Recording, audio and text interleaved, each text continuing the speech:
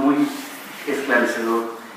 Maestro Óscar de la Borbolla, filósofo, pero no solamente filósofo, sino divulgador de la filosofía y de la literatura, muy conocido por todos ustedes y muy querido por todos.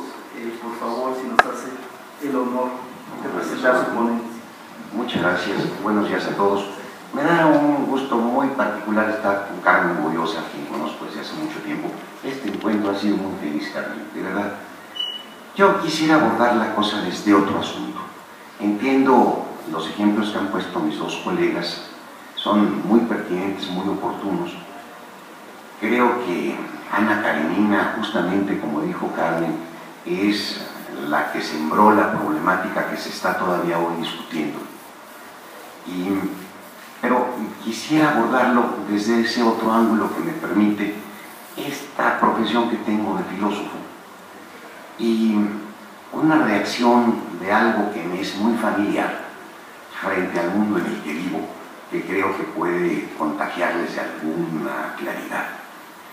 En uno de los textos más antiguos de la vida, de la biografía de Platón, de esos textos que escribió cuando estaba prácticamente de la edad de ustedes, cuando todavía bajo el influjo del amor que le tuvo siempre a Sócrates, se dedicó a tratar de reproducir lo que Sócrates había dicho, no luego más adelante cuando lo envejece, y Sócrates sigue siendo el personaje de sus diálogos, pero ya nada más es como la voz a la que se ha habituado para endilgarle su propia filosofía, la filosofía de Platón. Este texto de los primeros al que me estoy refiriendo es la Apología. Es ese momento en el que Sócrates tiene que enfrentarse a las acusaciones que Anitos, Melitus, son los acusadores, le han armado de impiedad y de corrupción a los jóvenes. Entra el juicio, se ve cómo lo acusan, se ve cómo se defiende, y entre las acusaciones está el hecho de que él pretende saber mucho del cielo y mucho del inframundo. Y hay un momento al que me quiero referir particularmente, cuando Sócrates dice casi textualmente: yo no sé nada ni de los cielos ni de los suelos.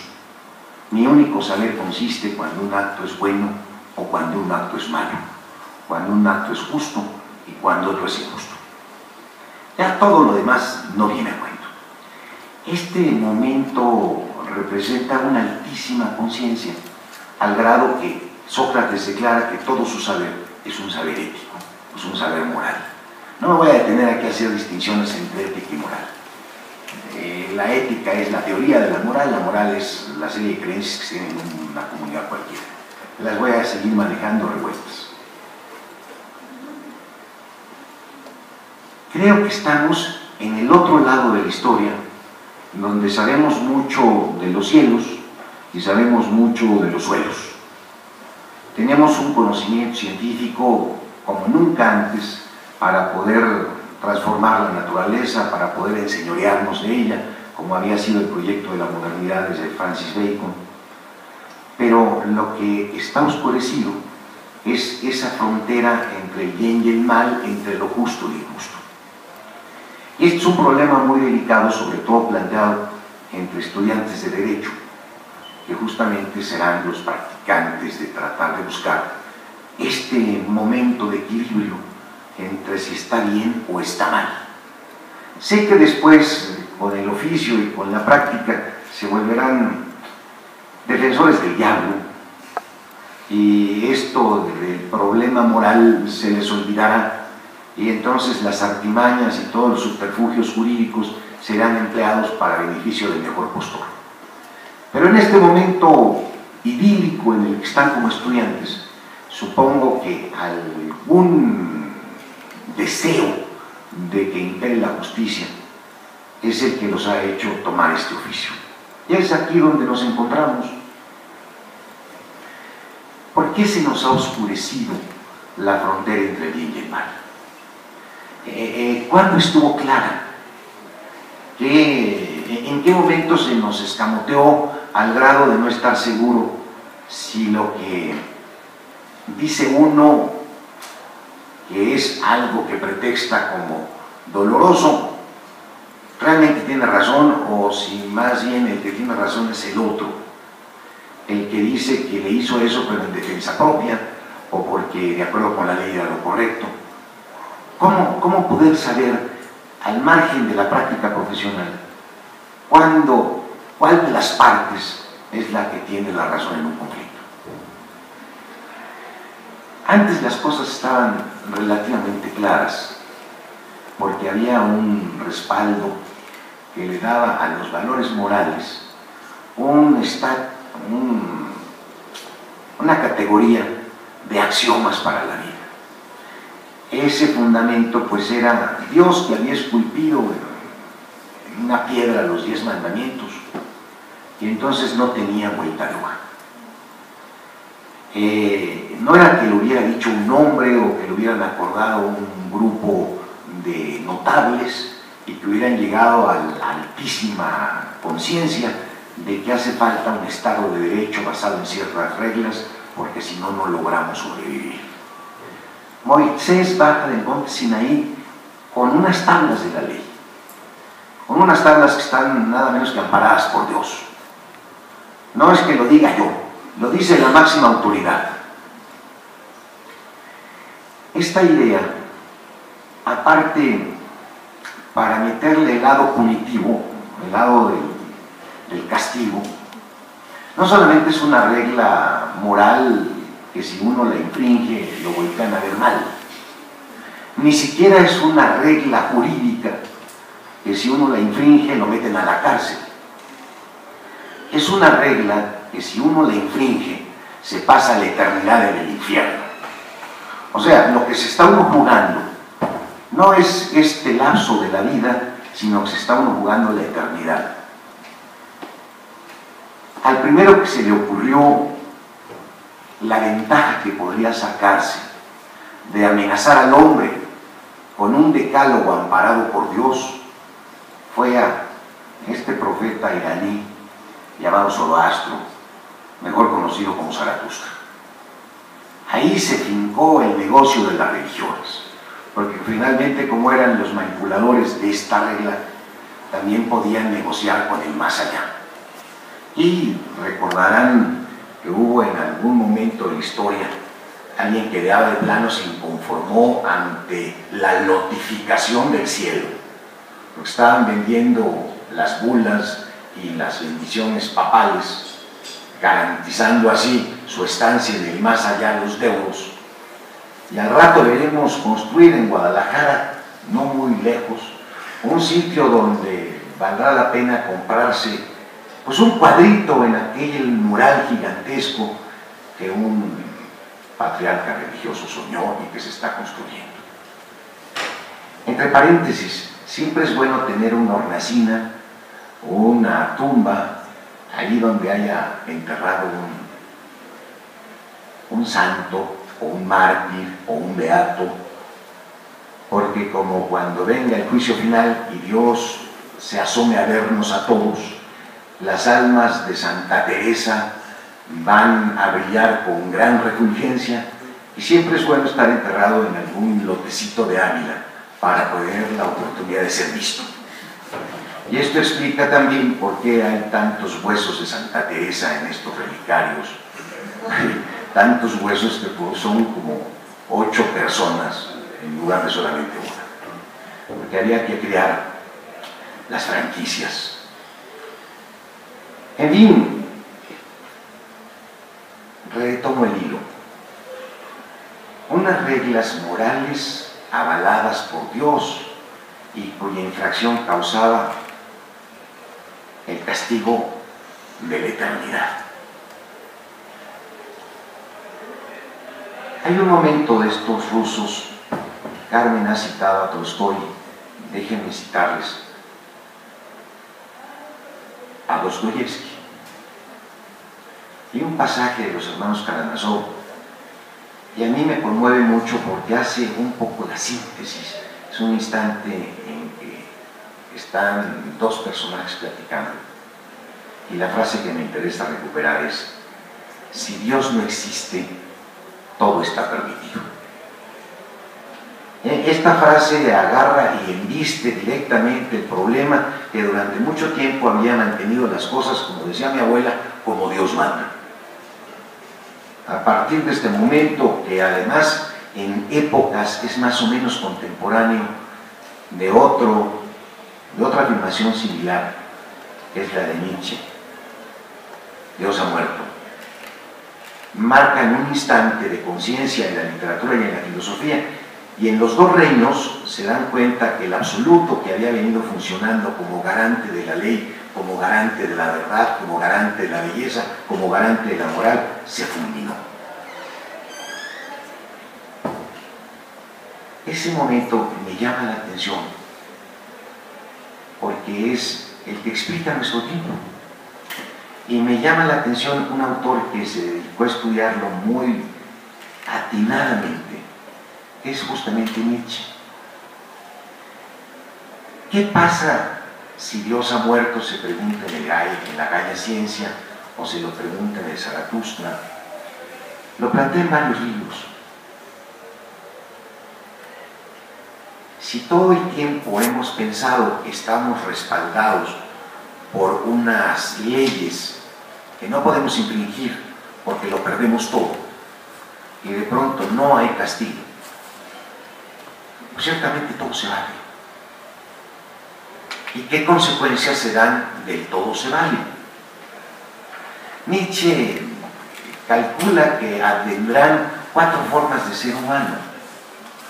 Una de ellas la llama el último de los hombres, y lo caracteriza en el Zaratustra de una manera sencilla. El último de los hombres es el que no se compromete, el que dice sí, sí, no, no, el hombre apresurado. Es el hombre que necesita un pequeño placer para el día, para la noche, el que no tiene grandes ambiciones, el que inventa la felicidad. No la felicidad de estilo Epicuro, que consistía simplemente en no sentir dolor. Epicuro sí entendía de qué se trataba la vida y pensaba que la felicidad era esto. No, inventar la felicidad en el último de los hombres es tener un pequeño placer para el día y para la noche. O sea, pasársela bien. Creo que es el retrato casi de lo que podríamos pensar que es el clase medio mexicano, lo que somos nosotros más o menos en general. La gente que cree que el sentido de la vida es disfrutarla mientras llegue, mientras dura, hasta donde dure. No meterse en demasiados líos, pasar inadvertido, ni siquiera hacer mucho dinero un poco, tener un aparato de televisión más grande, si es de plasma mejor. ¿Por qué? Pues porque ya no vale la pena esperarse por la perfección, ya no vale la pena tratar de construir algo que levante un edificio para siempre. Si solamente las cosas quedan aquí, pues con pasárnosla bien, ahí se va. El último de los hombres es uno de las consecuencias de la muerte de Dios o del hundimiento de este absoluto del que estábamos hablando, de la quiebra de la moral. Otra de las reacciones es el nihilista, el que sabe que más vale vivir 3 días bien que 50 días mal. No quiero ejemplificarlo porque creo que todo el mundo lo ha visto.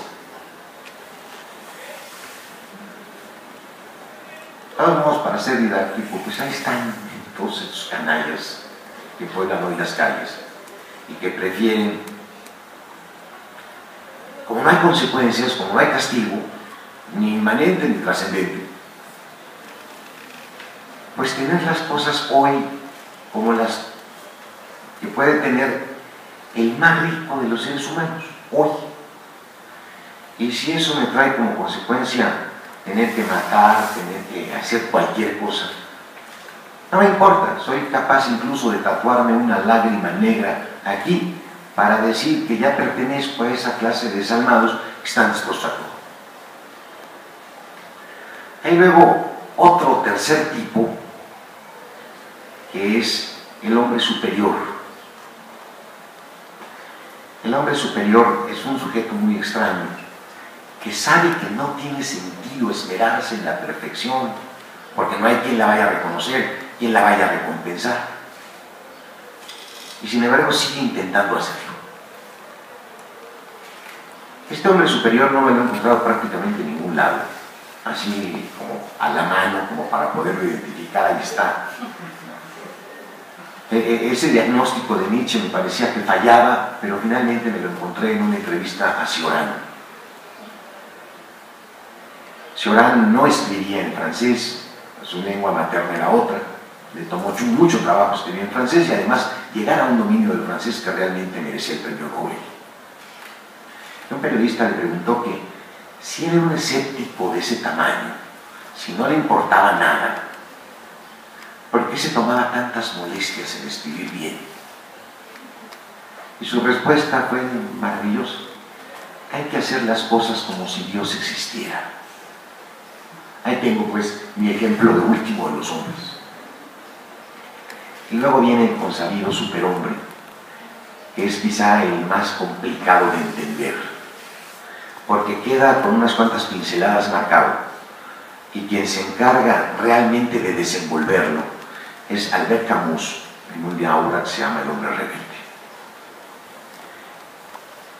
¿Quién es aquel que, sabiendo que no hay recompensa en el más allá, de todos modos se esmera porque el más acá mejore? O sea, el hombre que se trasciende hacia la tierra, el que busca no el bien por un bien eterno en el futuro, sino un bien a pesar de que dure poco, porque comprende que la única dimensión posible es el tiempo que nos ha tocado. Y no por ser poco deja de tener valor, deja de ser una etapa, un periodo de construcción. Este hombre es el superhombre. Hay en la obra de Camus, o de Camus, un tránsito interesante que se los menciono y con eso termino. Una etapa en la que todavía no es ocupada Francia por los nazis, y entonces hace una obra muy responsable, que es el mito de Sísifo, en la que se dedica a explorar justamente la condición absurda de la vida. Porque si Dios no existe, entonces da lo mismo todo. Y la única explicación que encuentra para no suicidarse siendo congruente con el absurdo es que precisamente el hombre absurdo no puede comportarse de la forma lógica en que se comportaría un sujeto lógico frente al absurdo. Si es absurdo no tiene sentido, me muero. Eso es lo lógico. Hay que comportarse absurdamente frente al absurdo y entonces, porque es absurdo, vivo. Sería horroroso que la vida tuviera sentido y yo tuviera que ceñirme a él. Gracias a que la vida no tiene sentido, yo le puedo dar el sentido que quiera y asumo mi vida absurdamente. Y además propone ahí un elenco de posibilidades divertidísimas, ya no para ajustarnos a una ética de la calidad, una ética regulada por el bien y el mal, sino una ética de la cantidad.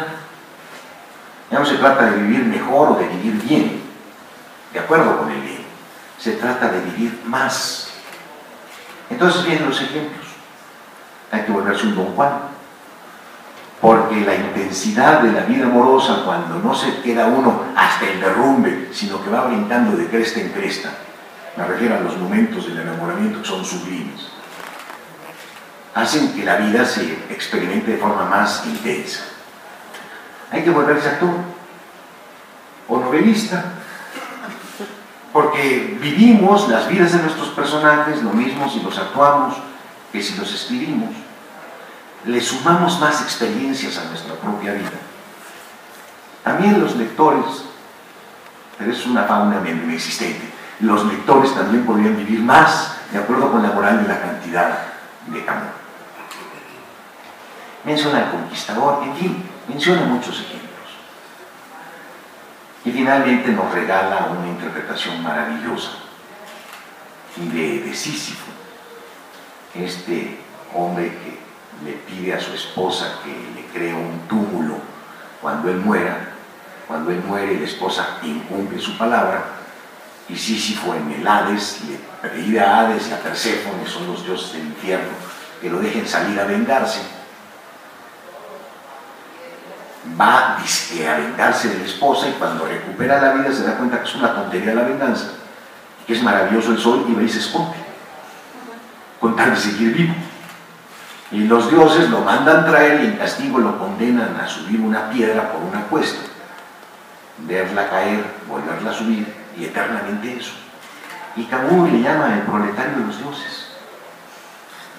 Y mete una cuestión interesantísima. Dice, hay que imaginar a Sísifo feliz, porque no hay destino que no se venza con el desprecio. Hay que imaginarlo en el momento del ascenso, con la mejilla pegada a la piedra. En ese momento Sísifo es superior a su piedra. Que vuelve otra vez a hacer eco de que la vida vale la pena porque se puede vivir intensamente. Viene la ocupación, viene una temporada en la que Camus empieza a publicar las cartas a un amigo alemán.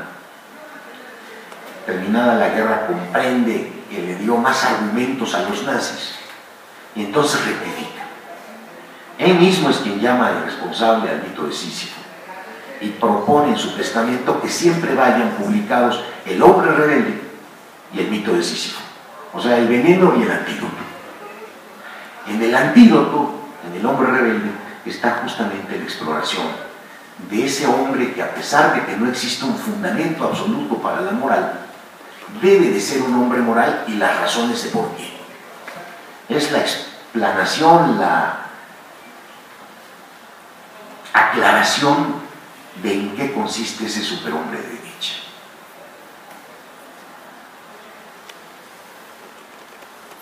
Sí tenemos que ser morales, y no me voy a poner en plan de catequizarlos. Sí debemos de ser morales, porque no podemos vivir sin una ética. Si no mantenemos un Estado de Derecho, no podemos vivir. Es la razón más convenenciera, es la única manera de construir un mundo en este mundo, un mundo habitable. Nos vamos a morir y entonces nada tendrá sentido, estoy de acuerdo. Pero mientras no nos morimos, mientras sigamos en este instante que para nosotros es vivido como la eternidad, vale la pena hacerlo. Y vale la pena hacerlo porque ya estuvo bueno. Hay que despertar a un mundo en el que desapareció Santa Cruz. Desapareció aquello que garantizaba la felicidad eterna y la perfección. Estamos solos. Bajo las estrellas estamos nosotros, no hay nadie más. El desconsuelo que nos pudo haber provocado en las épocas de la cruda existencialista ya pasaron. Y ahora que estamos instalados justamente en este instante de la posmodernidad, es el resultado de esto. Ya nadie busca la originalidad. ¿Para qué? Hay que reciclar. Si Dios existiera, valdría la pena. Si hubiera un tribunal último, valdría la pena. Ya nadie se atreve a buscar siquiera la verdad. Hay muchas verdades. Ya no hay ni siquiera una versión científica de las cosas. Estamos en la multiculturalidad, lo mismo vale una versión que la otra. Ya los científicos hacen ataques para ver cómo corrigen las arrugas de las personas, y no un sistema de representación que nos devuelve el mundo conceptualmente. Ya no creemos en las representaciones conceptuales del mundo. No son más que sueños bien tejidos que construimos con un método. O sea, ya nos dimos cuenta que las cosas las hacemos mal y no las vamos a poder hacer mejor. Entonces lo que hemos cancelado en la posmodernidad es el futuro. Ya no hay un modelo social, ya no hay un proyecto a seguir. Hay tantos que lo que hacemos es seguirnos unos a otros como en el Twitter. Ya no hay un gran gurú detrás del cual todos confiados vayamos, porque ese sí sabe. Aquí nadie sabe. En este mundo de la relatividad total, donde parece que es lo mismo matar que no matar, porque de todos modos, ¿cuál moral? Creo que vale la pena recuperar por lo menos, llámenle derecho natural, derecho positivo, las reglas básicas de la convivencia, por la simple razón de que sin ellas el ratito que tenemos aquí lo podemos volver peor. Muchas gracias.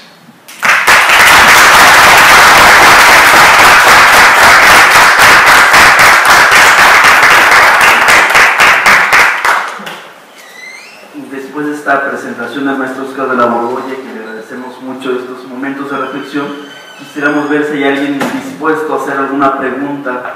Yo quiero disentir. Perfecto. A mí me gusta mucho disentir.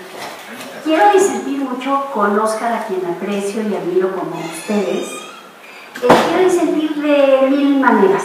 Primero, la religión no ha muerto. La promesa de la vida eterna, hay muchos millones de seres humanos que siguen creyendo en ella, y algunas decenas, si no es que cientos, a veces se ponen incluso un cinturón bomba, se visten de hombre bomba, con la promesa de una eternidad donde encima, ya como cereza del pastel, tendrán 10.000 vírgenes. Las guerras religiosas siguen en pie. Yo no creo, tal vez porque me pongo, digamos, del lado de los moriscos. Tú dices que la ley ya estaba escrita en piedra y que había que obedecerla porque la había mandado Dios. Pero esa ley era de un grupo. Esa ley era de un grupo y era un lenguaje de poder. La ley que realmente funciona para la convivencia nunca ha sido la ley religiosa, siempre ha sido la ley laica. Cuando la ley religiosa le gana a la ley laica, tienes a la gente expulsada de un país para conseguir, tienes la represión de la libertad de culto, tienes la sujeción de las minorías y de las mujeres, este país es formidable desde su fundación como país antiesclavista, pero ha cargado con un karma execrable que es ser un país católico. Y creo que la crisis enorme moral que está viviendo México y que están viviendo muchos otros países el día de hoy, o si no es que el mundo entero, no es por la pérdida del fervor religioso, es por otros motivos muy diferentes. Sí, sin duda hay una crisis legal, sin duda también la ley es algo, lo saben bien los abogados. La verdadera ley, la que funciona, es una ley en hechura. Es la ley que permite la convivencia que tú defiendes. De modo y manera que yo, posiblemente porque he tenido tantos años viviendo afuera, puesto que soy de tu generación, te admiro desde hace mucho, comparto contigo muchas cosas, pero no pude haber disentido más ante tu mirada de que la caída de la fe, el fervor religioso, implicaría la depresión de los valores éticos. De ninguna manera. Sobre mi cadáver. Yo hace muchísimos años que no creo en Dios y ni quiero creer en Él, ni tengo ningún interés, nunca he asesinado a nadie, tengo mis valores muy bien puestos, no me robó nunca todavía la bolsa de nadie ni ganas, creo en el labor, en el trabajo, amo mi oficio, pero es que no soy la única y creo que en los países, mientras más laicos, más democráticos, más fuertes. Creo, por ejemplo, que, bueno, en el país del norte, el hecho de que sea un país tan religioso y tan fervoroso, no es su fuerza moral, si es que tiene fuerza moral, antes bien todo lo contrario. Entonces, esa es mi única disensión de la hereje. A ver, Carmen, es una paradoja porque estoy totalmente de acuerdo con ella sin estar en desacuerdo conmigo. Lo que creo es que estamos hablando de algo diferente. Cuando yo menciono la muerte de Dios en Nietzsche, no estoy refiriéndome en que haya una disminución del rating de las religiones. Conozco perfectamente bien los casos del fundamentalismo religioso musulmán al que está haciendo alusión Carmen, y de muchos otros fundamentalismos de todos lados. Parece que ahora se estuvieran afianzando con más ganas. Cuando yo menciono la muerte de Dios en Nietzsche y cuando hablo del hundimiento del absoluto, me estoy refiriendo no a las religiones, sino a otra cosa que ahora voy a explicar para que sigamos en nuestro idilio completo, Carmen. No, porque además sí estamos de acuerdo, creo. Sí, claro, la disensión es la de pensar y de sacar nuevos desacuerdos. Sí, así es. Mira, había venido funcionando hasta el siglo, ¿qué digamos, XVIII, una única disciplina que parecía inconmovible. Todos los intentos de las ciencias habían sufrido mejoras uno tras otro, y tampoco la ciencia era un territorio así tan confiable. Pero había una disciplina que sí estaba impecable: la geometría. Todavía les digo que en el 18 estaba impecable, porque en el prólogo de la crítica a la razón pura de Kant dice que ha hecho una filosofía, ahora sí, tan sólida como la geometría de Euclides, que nunca se ha modificado. Y lo dice con la conciencia de que las apreciaciones de la física, de la astronomía, de la geografía, de todas las demás materias han cambiado, y además con la conciencia consumada por él mismo de que la filosofía es una historia de azonadas y cuartelazos. Pero la geometría está intacta, aparentemente bien. De entonces para acá ya ni la geometría. La modificación del axioma, no axioma, de la proposición de las paralelas, trae como consecuencia que entendamos una cosa: que la geometría no es la representación del espacio, sino una construcción formal que se puede o no parecer al espacio. Entonces ya con esa licencia se empiezan a inventar geometrías una tras otra tras otra. No hay nada sólido, nada en lo que podamos fundarnos. Esa es la muerte del absoluto. Esa sí la lamento, porque sería sobre la que podría construirse una verdad total, perdón, una ética total. Cuando empieza a desmoronarse el respaldo de Dios a la ética y surgen las éticas laicas, pienso en Stuart Mill, por ejemplo, en la ética utilitarista, se tiene que hacer una medición de a cuántos beneficia mi acción y a cuántos perjudica mi acción. Y es una cuestión cuantitativa. Nada más que ahí tampoco haya un criterio claro, porque nos volvemos a poner en la situación del que sufre la afrenta y de quien la comete. Desde el lado de quien la sufre es muy grande, desde el lado de quien la comete es muy poca. El que hace la medida ya se vuelve una cosa relativa, y esa es la situación en la que estamos. A esa era a la preocupación a la que me quería referir. Yo también soy ateo, y además ateo militante. De verdad, me dedico a fastidiar constantemente. No quiero proponer, ni que se me malentienda, de que estoy haciendo llamados al rosario, chicos. No. Es el absoluto, el fundamento de la verdad. Ya no hay un método científico válido. Y ante eso, contraponer el humanismo, o sea, la vida humana como un valor, como un valor que, aunque sea en sí mismo relativo, sea absoluto. O sea, lo que ha ocurrido es que la muerte del humanismo, habernos vuelto todos desechables con el capitalismo, no pensaría yo, ya no lo pondría yo en Nietzsche, lo pondría en lo que está ocurriendo hoy, en lo que ocurre hoy en el mundo. Todos nos hemos vuelto desechables. Hubo un momento, y lo vino la Revolución Francesa, y se aliaron las naciones a esto, en que se consideraba la vida humana como un bien irreemplazable. Esa ya no existe. Estamos de acuerdo. A eso me refería con el derecho natural, el derecho positivo, las garantías individuales, esa cuota mínima que hay que preservar a toda costa, porque si no nos fundamos en eso, no creamos un Estado de Derecho, y sin el Estado de Derecho no podemos vivir. Y ese es defensible. Pero ese es aún defensible, o sea, no poniéndonos tenemos que ponernos donde estamos.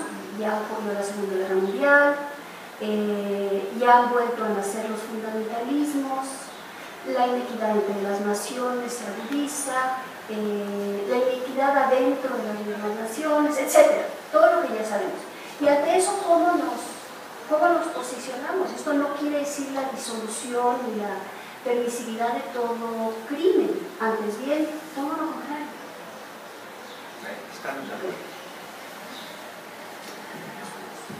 ¿Alguien más quiere hacer alguna pregunta?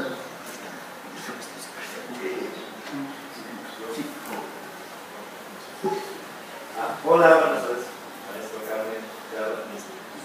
Señor Oscar de Borbolla, yo comparto con usted la idea de la muerte del absoluto, y es algo que también se puede ver en el universo de eventos. Y es algo que sí pasa muy seguido en el arte. Bueno, está pasando últimamente en el arte, porque ahora cualquier tabla con esclavos hace muerte. Yo considero que eso es un poco.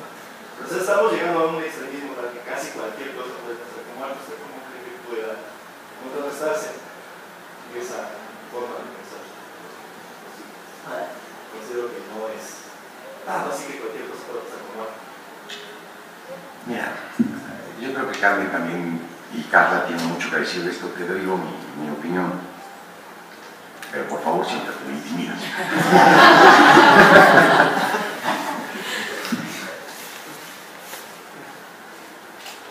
Si no hay absoluto, no hay canon.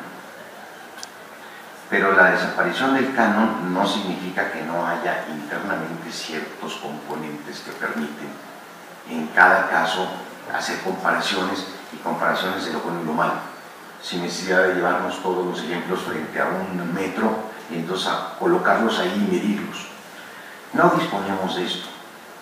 En ciencia antes la cosa era muy sencilla, había un método, se proponía, se llegaba a determinada conclusión y se decía, esto es verdadero porque si lo recorres llegas al mismo resultado. Las cosas en ciencia se han complicado mucho. Ahora, ahí está la hipótesis, la teoría científica, y en tanto no brinque un ejemplo en contrario, ahí sigue. Pero todos los días tratan de ver su falsibilidad, si se puede falsear o no. No tanto si se puede comprobar o no, sí, no tanto si es verdadero o no, sino si todavía no es falsa, si sigue siendo no falsa. Piénsenlo en regiones tan complicadas a las que no se puede entrar con instrumental de observación como es el mundo de la cuántica, y que lo único que pueden son armarse modelos matemáticos que funcionan o permiten comprender el funcionamiento que no vemos más que por consecuencias secundarias, por derivaciones. Ese modelo no se cree que sea la representación de la estructura subatómica de la cosa, sino que simplemente es un modelo que provisionalmente explica ciertas reacciones de la cosa y hasta que no las explique se mantiene. Entonces, mientras no sea falsificado, literalmente demostrado que es falso, ahí sí, pero ya no se piensa que es verdadero. ¿Qué pasa en el mundo del arte?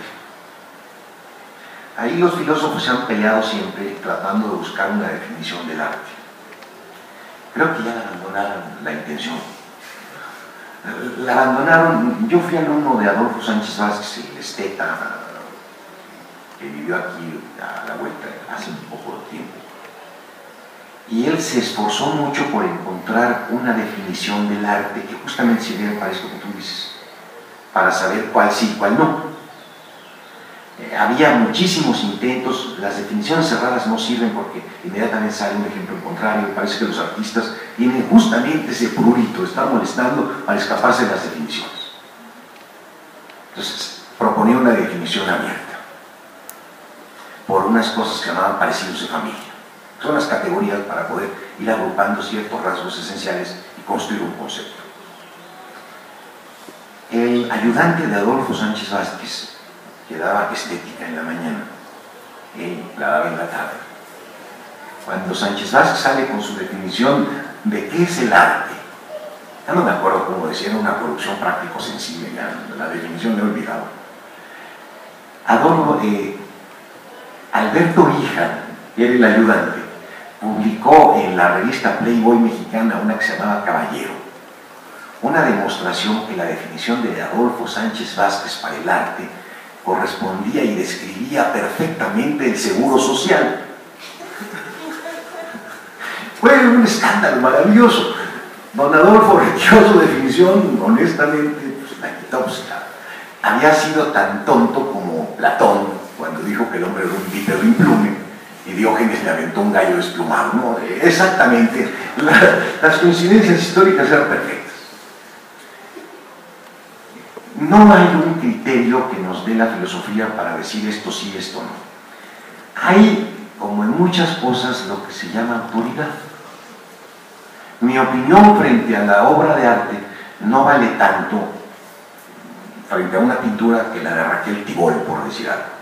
Mi formación no está tan adentrada, tan alimentada de un montón de experiencias para calibrar con autoridad mi juicio. En cuestiones de arte lo que entra es la autoridad, entra el criterio de los curadores. Ahora, hay unos curadores, por los que yo me he peleado, unos curadores que no han sido capaces de explicar por qué esa raya que el otro puso en la pared y la raya que yo puse en cambio, esa sí la meten al museo y la mía no. Así de sencillo. Y yo creo que en todo este asunto del arte conceptual se están colando cosas como en todas partes. Hay unas obras de arte conceptual que he visto que realmente se han provocado en mí una experiencia maravillosa.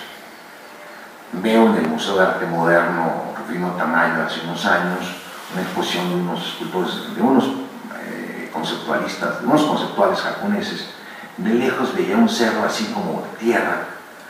Me acerqué, vi la placa de identificación y decía 70.000 cartuchos percutidos en la Segunda Guerra Mundial. Y volteo y el botadero realmente eran cartuchos de todos los calibres aventados ahí.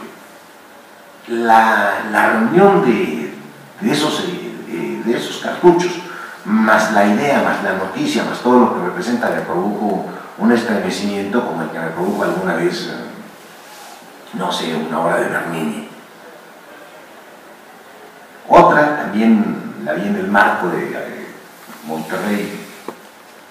Había un cuadro gigantesco, como toda esa pared, blanco, con una de esas carreteritas así que pintan los niños, y hasta arriba había un castillo de peluche. ¿Esta porquería qué es? Honestamente, me acerqué y en mitad de la carreterita habían pegado a un hombre chiquitito, un muñequito chiquitito. Y empezaba yo a sospechar.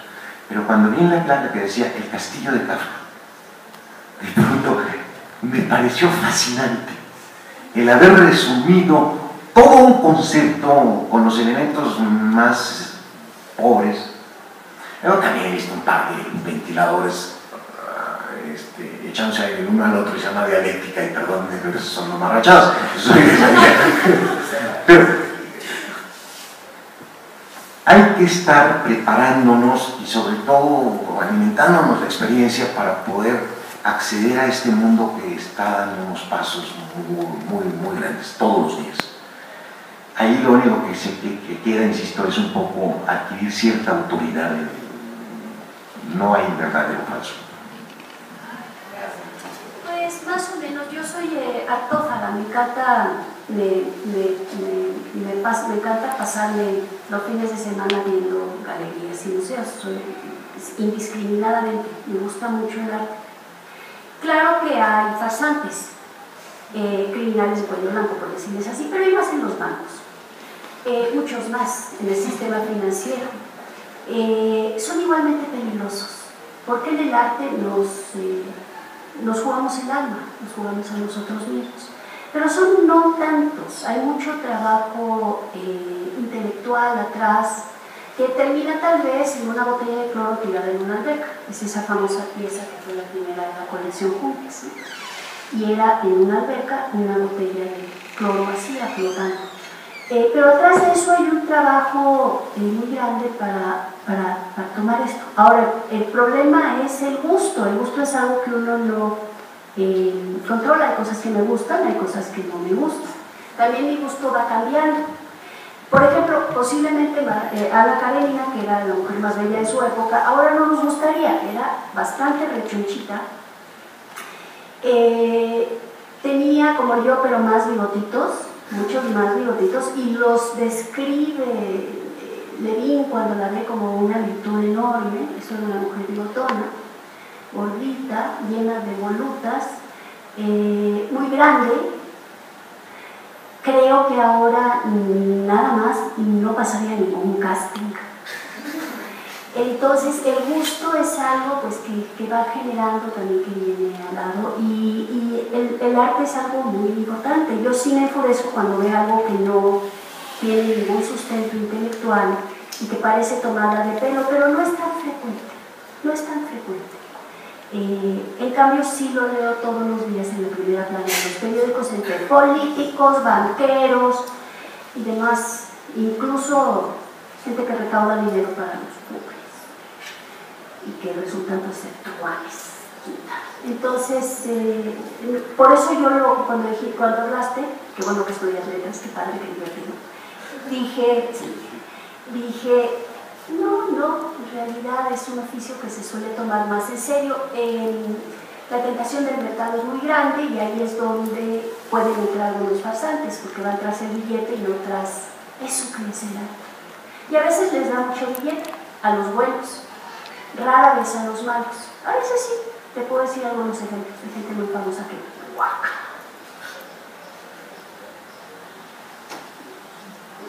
Creo que con este comentario damos por cerrada esta quinta mesa del coloquio Literatura en Derecho, donde hemos hablado no solo de lenguaje, derecho y literatura, sino también de ética y de estética. Muchas gracias por sus aportaciones. Esta es Literatura en Derecho, los esperamos en la siguiente mesa. Muchas gracias.